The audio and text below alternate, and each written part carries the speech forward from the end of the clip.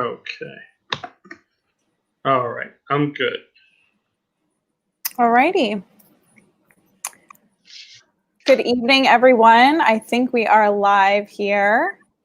Thank you so much for tuning in to one of the live conversations that we're having on Facebook as we lead up to the 2020 Mill Summit. Tonight we have a treat, quite literally, with us this evening. Chef Dana Herbert from Desserts by Dana. I love that you're chuckling as if you've never heard that before. It makes me feel so encouraged. So hopefully everybody tuning in has a cozy beverage or maybe a happy hour drink since it's Thursday. And if you're watching this later, enjoy, have a drink, whenever you're tuning in. So tonight's conversation is about business. Amidst this wild year that we're having, 2020, there's pandemics, there's protests, there's all sorts of changes happening. And so it all affects a business, right? Like this is what our country has been traditionally built on is business owners. And as a business owner myself, founder of Miss Social Mogul, social media marketing company, I love talking with other business owners about how they've pivoted and just the adjustments that they're making in 2020. Even if our businesses are different, we all sort of have something in common here. So we're very excited to welcome Chef Dana Herbert tonight to the Mill Summit Live. I'm going to let Chef Dana talk about his accolades and accomplishments because I think it's going to sound so much better coming from him authentically versus me reading them. So Chef Dana, why don't you introduce yourself and tell us a little bit about you? Sure. My name is Chef Dana Herbert. I guess you could say I claim Delaware as home, a native of Delaware. My father worked for DuPont for many years. So even when we transferred out of state to, Missouri or Canada or New York or other places, we always found our way back to Delaware. So I claim myself to be a native Delawarean. I really grew up at my grandmother's counter. I loved watching her cook all the time when we visited. I didn't know that she was planting that food seed in me. And I guess it was probably somewhere around high school where I started to realize I had a little knack for this cooking thing. So I went to the University of Delaware, did a degree in hotel restaurant management, and then I went to Johnson & Wales University in Providence and did a degree in culinary arts and stayed and did a pastry arts degree. So I was in school quite a while. But I had a great time learning, got out of school, worked for some great brands like Four Seasons and Marriott and so forth. Even worked for the government for a while as a chef and ended up opening my own business, Desserts by Dana, where I guess you could say we are a award-winning bakery. We've been featured on, I think, 9 or 10 different TV shows across like the platforms like TLC and Discover, Food Network, Cooking Channel, and all that. Won some big competitions, done a little James Beard work on his tour, as well as at the James Beard House. So we are just in love with food and all the things that come along with it. It's a good year to be in love with food, I gotta tell you. Yeah. That's the one thing that can be consistent, right? Amidst everything else going on, you can whip up a batch of banana bread cupcakes or whatever it is going on. With so much swirling around right now between COVID and some of that civil unrest, the one thing you can count on is that food is available and we can make a great meal and share together. Great. That's great. So I have to admit, when I was in high school, I'm also a Delaware native. I went to Cab Calloway school. I really wanted to get into cooking and baking, and I wanted to go to Johnson & Wales. This did not happen, not even close. I went to Westchester for psychology, but I had heard through the grapevine that there was a course that you took at Johnson & Wales when you were learning all the ins and outs of baking, where you made chocolate chip cookies missing one different ingredient every single time you made a batch to figure out the science of like how chocolate chip cookies became so delicious. Is this true? It is true. There's a number of things that we made in that lab, and really the premise behind it, especially for baking, is that baking is such a science, and we have to be exact with our ingredients.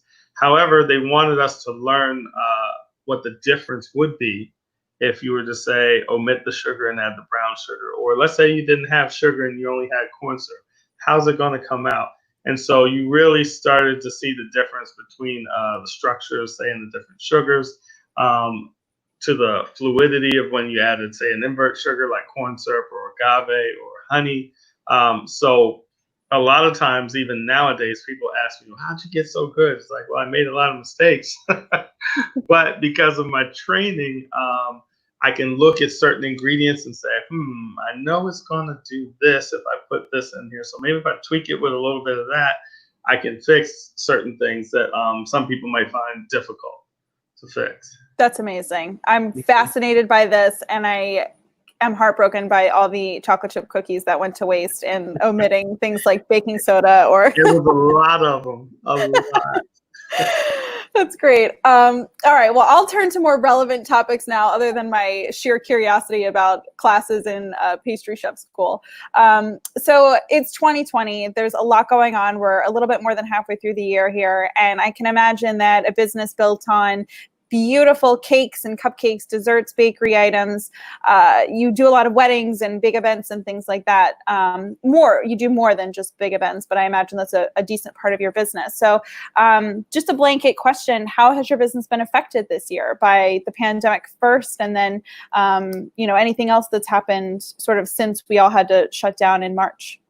I would say myself, like a lot of other businesses in the tri-state area, were adversely affected by COVID-19. I mean, it was like watching one of those heavyweight bouts, back in the day, the iconic phrase, "Down goes Frazier."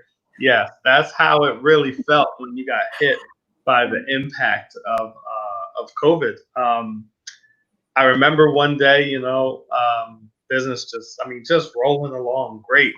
And then you hear, this news briefing that I think we're going to shut down on Monday. And you're like, whoa, wait a minute.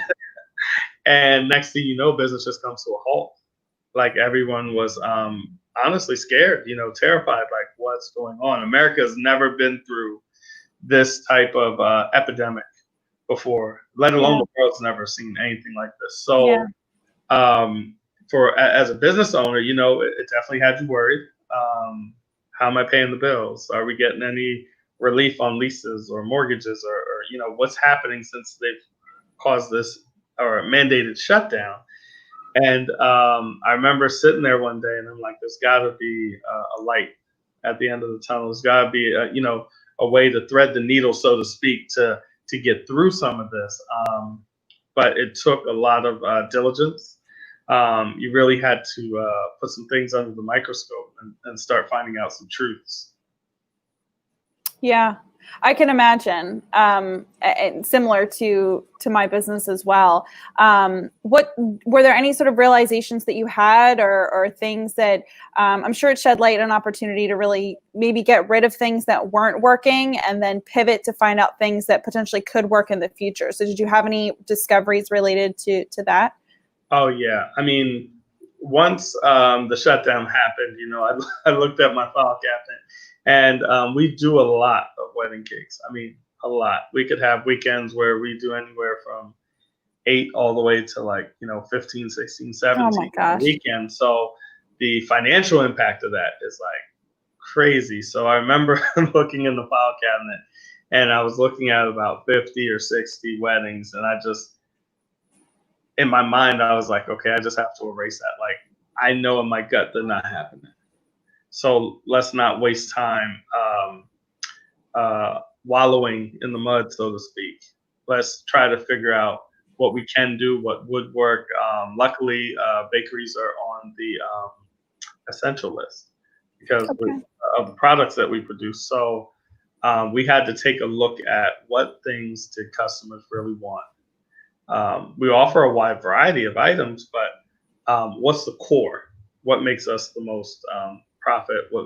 What do they want the most? And we focused our business on that during that downtime of weddings. We also partnered up with, say, like the Uber Eats, the DoorDashes, the Grubhubs, and so forth, because we realized that people were scared. They didn't know if they could leave their houses. You know, in the beginning, nobody had masks. I mean, it was a Yeah. mess. So we had to figure out a way in which those people who wanted our products could get them safely. Okay. So that was our focus. So you were able to, I'm just picturing, first of all, I have to disclose this, everybody. I have a gluten allergy and I'm vegan. This is why I've never been able to taste a cake or a cupcake from Chef Dana. So people are commenting awesome cakes and so yummy. And I am so sad that I can't. I can imagine how good they are. So I wish, right? I could sit here and order a dozen cupcakes or cannolis or whatever, the same way I can order, homegrown or anything else, right? Like food from any other restaurant. So people were ordering directly from you to have Uber Eats or someone bring like sweets and treats to their homes. Yes, that helped a lot in the beginning. Because we would get lots of calls. Are you guys doing deliveries?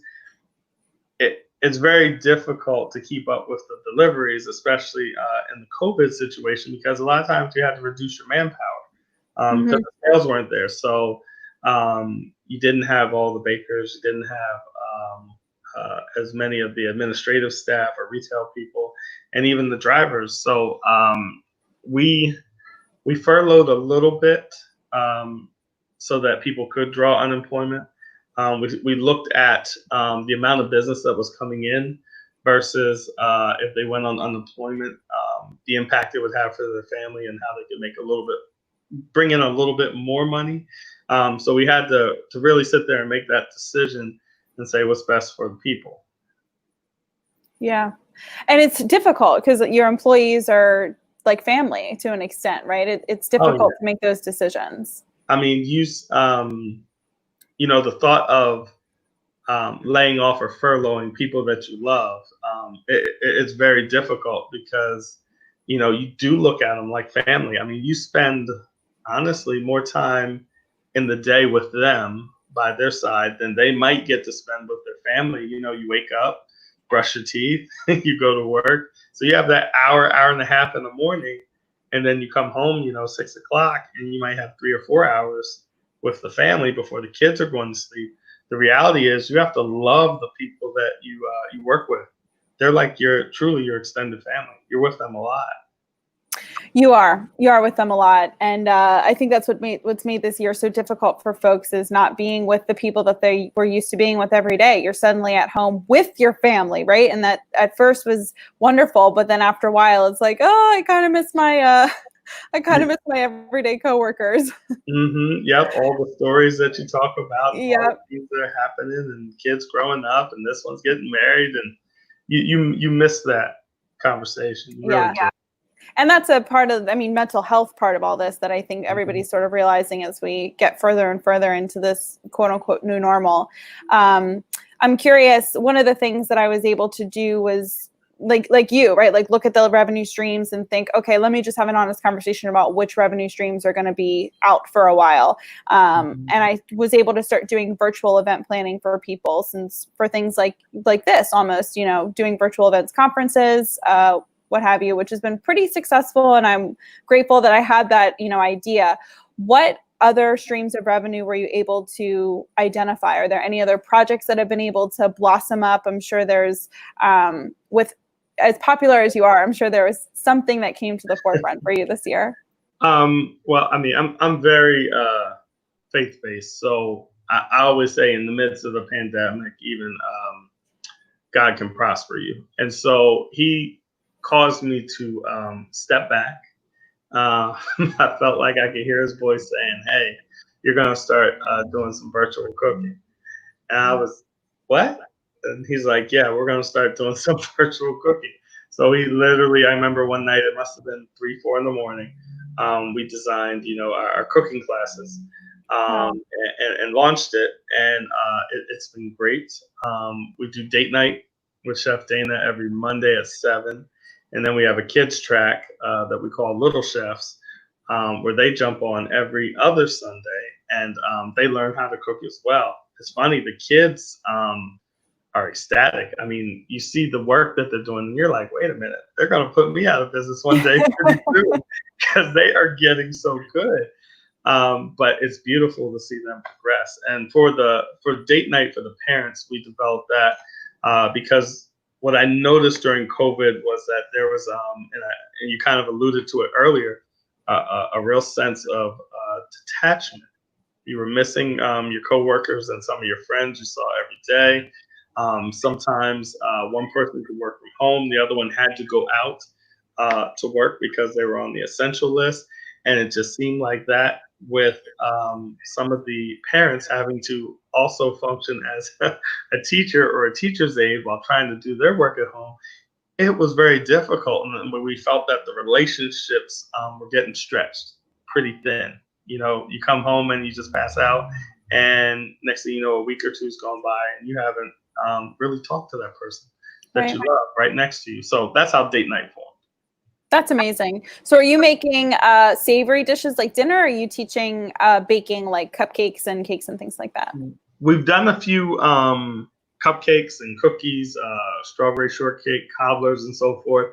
But on date night, we're actually doing dinner. We're doing an entree. We're going to do a vegetable or a starch with you, sometimes both, salads, cool cocktails, and things like that. So we really look at date night like date night. Even though it's on Monday, we tell everyone, send the kids upstairs. You know, at 7 o'clock, send the kids upstairs or get them bathed and put them in bed early and just have some time together. That's great.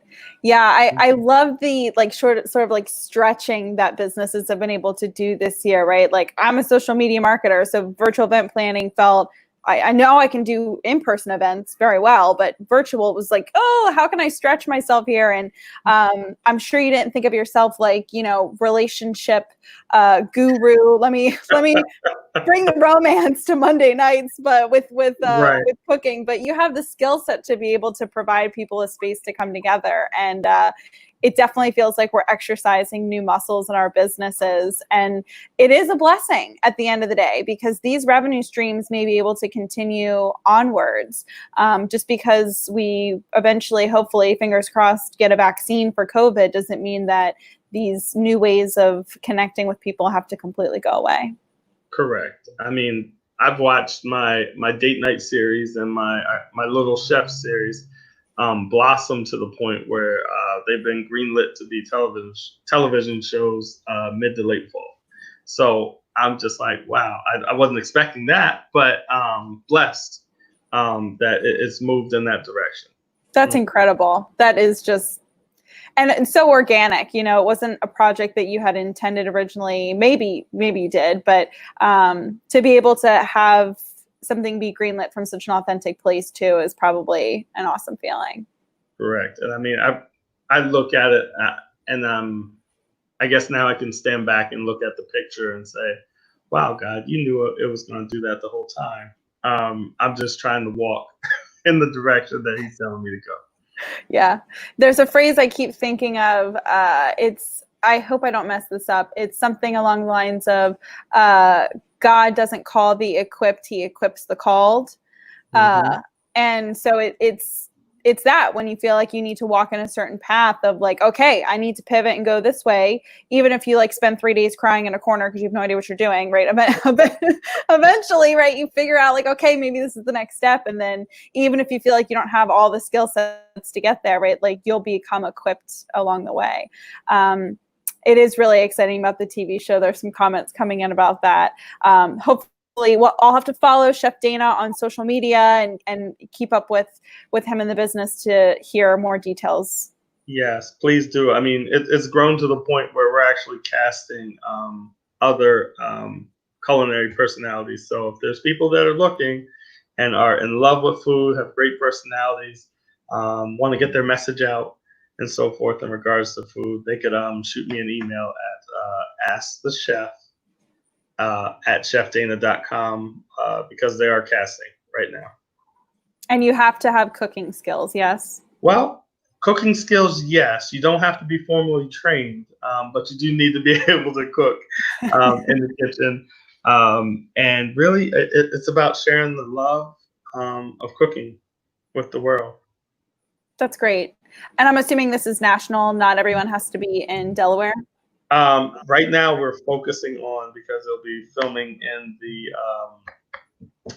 at the Delaware studio. Okay. So we're looking primarily for people in the Delaware, Pennsylvania, New Jersey, Maryland area, people within like that 3-hour driving distance and so forth. We feel as though it'll be a little easier to accommodate them at this point. Not that it couldn't grow, because it very well could. But for this first season, we're looking to hone in on the area right here. All right. We had a question come in that says, are you casting people to taste the food? Are we casting people to taste the food? You know, it's funny. One of the execs just the other day, we were kind of on the same wavelength. He just hadn't said it yet. And we were talking about live audiences. And we were like, once COVID is over, it would be great to have live audiences for some of these new cooking shows that we're launching. That's awesome. I know. I'm sure you've seen that baseball started again today. I don't know if you're a sports fan. I'm more football than baseball, but that's all right. And they were pumping in fictitious audience live crowd noises. So you can actually record yourself cheering for your favorite team. And there's like audio technicians at sporting events that are going to play like cheers and boos and all different sorts of sound effects. So I was wondering how they were going to pull that off. I'm like, there's no way we could all be in the stadium. So someone would have to be controlling the audio and so forth. Yeah, the players. It's got to be tough on the players also, because you get energized by the fans. So to not have them there on site, I can imagine it's a challenge. Yeah, we'll see how it goes. It probably is going to feel a little weird, but we'll see. Everybody's pivoting and innovating, even Major League Baseball. Mm-hmm. So in terms of the rest of this year, I think everybody is sort of at this point of what the heck is going to happen next, right? Like, are we going to have to lock down again? What's going on with the virus? There's so much uncertainty moving forward. So it's difficult to plan, but you've clearly been able to run a successful business and for quite some time here in Delaware. So what advice do you have for other entrepreneurs for the rest of 2020, or just general business advice that you'd like to let everybody know about? COVID has definitely caused me to put a lot of things under the microscope. So my number one advice is put everything under the microscope. Figure out, is it advantageous to your business? Is it cost effective? Are you getting the ROI on the money that you're spending? You got to make sure it's a definite benefit to what you're doing. It can't be a maybe, and a lot of times when the business is going extremely well, sometimes we settle for maybes. But right now, I wouldn't advise settling for the maybe. The other thing I would advise, and it takes some practice, but you almost have to learn to run some of the equations in reverse. Look at the outcomes or where you want it to be and run all the equations backwards to figure out what it's going to take to get there. A lot of times we just are in that mode of, okay, we're going to take in money. Wait a minute. Where do I need to be? And then what are the costs that I'm dealing with? And you have to engineer your equations in reverse, because then it'll make a lot more sense. And you'd be like, oh, I have to start at this number. There's no way I can get to my goals if I don't start here. Yeah. I think one of the scariest parts of being a business owner is really just looking at your P&L sheets, right? Like looking at your accounting, right? Especially at a time like COVID, you're like, oh, I don't want to look at my personal bank account or my P&L sheets. So I think that's a great place to start, right? You just have to know your numbers and then know what your expenses are, right? Like what can you cut? What is your bottom line? And I love that idea of reversing the equation. That's how I like to think about all new projects, right? Where do I want to be? Where's my outcome? And then let's take some backward steps from there to figure out what I need to get in order to get there. So I think that's awesome advice. Do you foresee any long-term effects that businesses are going to be able to hold on to as a result of the pandemic, whether that's the new revenue streams that we're finding, or other ways? I really do think that businesses are going to become very good at finding those new revenue streams. They're not going to stay down forever. You probably will see some businesses shifting as the pandemic has caused the environment to change a bit. I do think that now I'm starting to see some businesses shifting and adjusting to meet the needs of their clients based on where they're at now. I know it's difficult because we've all been trained to forecast and to look at last year's data and figure out, okay, I'm looking like I should have this much growth this year, and my August should look like this. And I mean, I just took the paper and I was like, whoop, that's gone. And, and really starting from scratch and say, okay, maybe I can look at my data from May and June and figure out where I'm at, what my customers are buying the most of, and I'm going to focus there. The crazy part was that even with the weddings gone, and I had to do a double take because I didn't believe it myself, was I looked at the register, I think it was for the month of June, and the sales almost matched last year's. And I'm like, well, wait a minute. How can that be? Because I'm missing all these wedding cakes. And I think the reality was we just put our heads down and worked really hard at the things that we're selling. And God just took us through, and we had a good June. And so we're just trying to duplicate that again in July and August and carrying forward. That's incredible. I imagine that, as people are doing backyard weddings and, smaller in-person events, people are able to order maybe not the beautiful cake that you've got behind you that's like 9 feet tall, but like smaller cakes and cupcakes and kids' birthday parties for family and things where folks can safely gather together but still want a dessert for it. Yeah, I mean, we're all about helping people have some celebrations, but doing it in a safe way. And whether that's individually packaging items for everyone's safety and so forth. I know it's difficult because we are very much a celebratory society. I mean, we love to celebrate birthdays and weddings and milestones and so forth. So, even with my own family, I could see the kids like just a little depressed, just a little bit, by not being able to do some of the things and go to the birthday parties that they're used to right now. And for kids, it's tough because they don't understand how, just a few months ago, we could do anything. We could play outside. And now we're in the house just watching TV, reading books. And maybe the best I can do is call my friends up on their FaceTime on iPad. So I get it. Yeah, it is tough for the children. I can't imagine how it is growing up, in this time and the memories that they'll have from it. So lucky for your children, they have somebody who's handy in the kitchen. So they are loving the cooking thing. I think the hardest part is for them to be quiet or stay out of the kitchen while Daddy's filming. But the minute it's over, they're like, "Oh, what do we have tonight, Daddy? What is chicken saltimbocca?" That's amazing. But they do. They like it. Okay, so I have to ask as one of our final questions. This is kind of random, but I love hearing this on podcasts. And since you love food so much, do you have a favorite snack? Let's see. If it was candy, it would be like Sour Patch Kids. I love Sour Patch Kids. If it was potato chips, that ranks up there.